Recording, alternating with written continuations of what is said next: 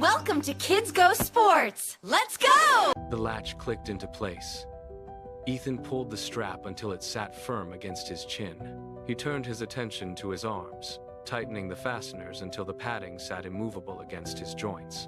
He took a long, slow breath, listening to the distant hum of the park traffic. The pavement stretched out before him, a flat, gray ribbon waiting for the first touch of rubber.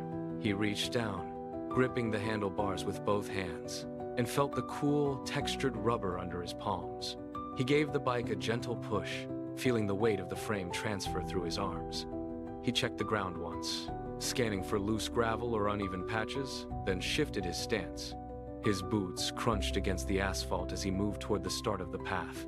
He stopped, recentered his weight, and gripped the handles tighter. The bike stood steady. He looked ahead, locking his gaze on a distant marker, and prepared to commit his weight. Everything was set. He took one final step forward, pushed the bike into the center of the path, and prepared to mount. Ethan swung his leg over the frame and gripped the handles until his knuckles turned white. He pushed off. The bike rolled forward exactly 1 meter before the front wheel shuddered. Gravity took hold instantly. He tipped sharply to the left, his weight crashing down onto his knee. The impact was cushioned by the padding, but the jolt traveled straight up his leg. He pushed himself upright, wiped a smear of dust from the pavement off his leg, and took a breath. He climbed back on. This time, he pushed harder, hoping momentum would settle the frame. The bike held for 2 meters, then veered violently to the right. He lunged to compensate, but the weight shifted too far. He landed hard on his side, the impact absorbed by the padding on his elbow. He lay there for a second, feeling the heat of the pavement against his palms. He stood up, his movements slower now, and brushed the grit from his legs. He looked at the bike, then at the path, and let out a long, heavy breath that rattled in his chest. He was trying, but the balance remained out of reach. The silence of the path was broken by the rhythmic clicking of a chain. A tall cyclist glided into view, slowing down until he came to a stop just a few feet away.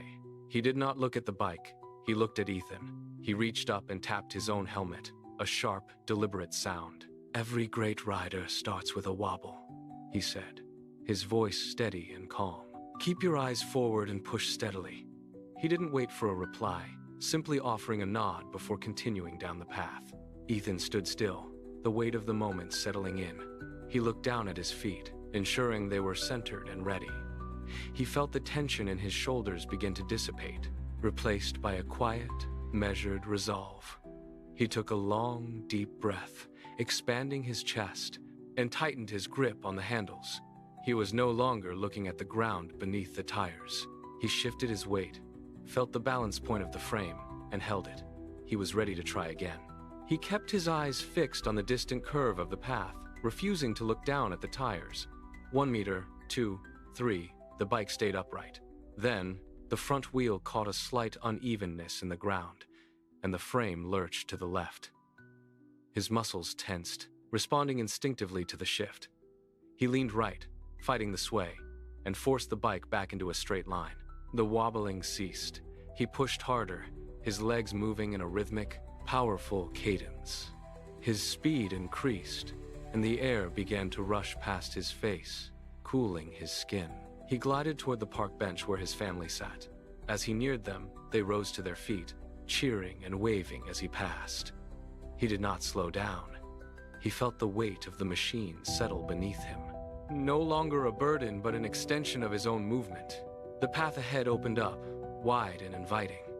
He was no longer fighting the bike. He was guiding it.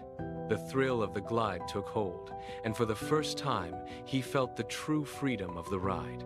Ethan completed the final loop of the path, the wheels spinning smoothly against the pavement. He approached the waiting area, squeezed the brake levers with steady pressure, and brought the bike to a complete, controlled stop.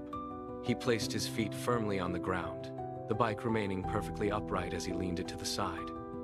The tension he had carried for so long vanished, replaced by the simple satisfaction of a task mastered. His mother walked over, extending a bottle of water. He took it, tilted his head back for a long drink, and then tapped his helmet with a grin.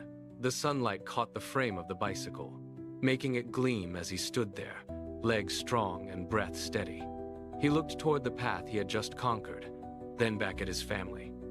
The world around him seemed to slow, followed by the final logo for KidsGoSports, encouraging others to play, learn, and grow. Yay! See you next time on Kids Go Sports. Bye!